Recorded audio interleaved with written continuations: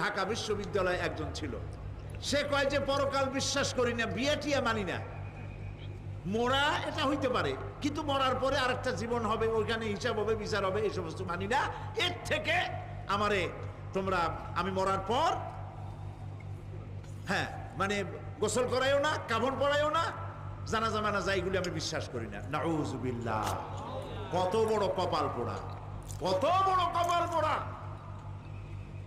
ও মরার পর তার এই চিন্তা সম্পর্কে যখন আমি জানতে পেরেছি, আমার ধারণা হয়েছে ওই লোকটার উপরে আমার খুব দুঃখ হয় না। যেরকম কত কাফের আসছে, কত নাস্তিক আসছে, বিদায় হয়ে গেছে, এগুলো কোনো ব্যাপার না দুনিয়ার ইতিহাসে।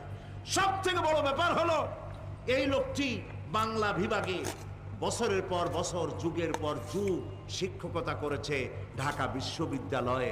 সে কত সোনার টুকরা ছেলেকে কয়লার খনি বানায় দিয়েছে। এই জন্য বিশ্ববিদ্যালয়ে যারা চাকরি করে